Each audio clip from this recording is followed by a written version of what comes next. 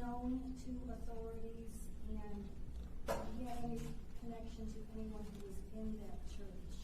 Right now, we don't have any of that information, but I'm confident that our investigators, along with the FBI, we're going to end up uncovering all that information and provide that at a later time for you. Chief, to clarify, you said there may be additional victims like inside the church? Or?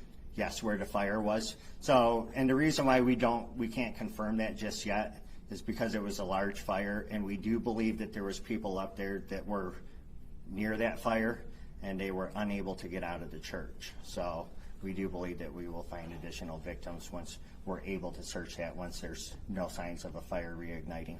So do you believe then that the victims that are still there, they succumbed to fire injuries or gunshots, or you're not sure? That I'm not sure, but I could provide all that information hopefully at 5 p.m. The shots were fired. Shots were fired, yes. And he had no idea how many though at this point? No idea how many at this time. Yeah. Can you Sure. describe it to the church? Is there like a worship area and then like a gathering space or something like that in the community? That I have not been in, so I can't tell you the layout. Chief, can you kind of describe the process of how things change for tactical response when there's an active fire? Every training I've seen, it's always been a building that has not been on fire. So how do you deal with an active shooter when you have that situation happening as well? Well, we are here at Grand Blanc Township, and there's a lot of agencies within the state of Michigan. We are specifically trained to go right to the threat in an active shooter situation.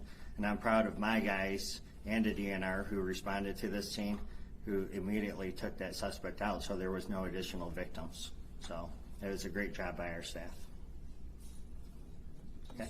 So it was a law enforcement officer that neutralized the suspect? Yes, there's 2 law enforcement officers involved. I will be back here at 5 p.m. to give you additional information and hopefully answer some of the questions that you guys went over here today. So, okay. Supervisor Bennett.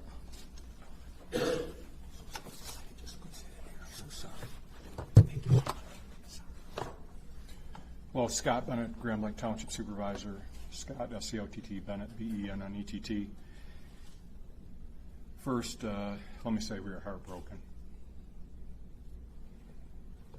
This kind of violence doesn't happen in our community, and we are heartbroken that it came to Grand Blanc Township. And we're going to do everything we can to support the families, the victims, and our community getting through this situation. And it's something that no community ever wants to have. And we're going to do our best to do everything we can.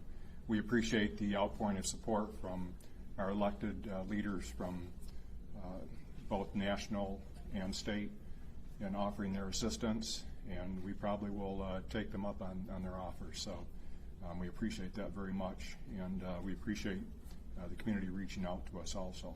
So the details are yet to come, as Chief Rennie has said, and we'll wait for a little bit later today when we have the rest of the situation assessed. But it may take a little while to do that. But thank you for all the support, and I'm sure that the families and the victims are going to need that. It's a tragedy that nobody wants to encounter. Thank you. Chief, before you step out, can you go over the process with family members, where you want them to go, who they should call to get more information or information? Yeah, so those family members, they are in a secure area right now. They have been taken over to Trillium, so that's where the FBI will interview them and then release them from there. So I mean, in terms of anybody who might be at home who's not there who wants to check in to see if their loved one is okay, is there a number or a place that you want them to know? yes, you could call the Grand Blanc Township Police Department, 810-424-2611. Thank you.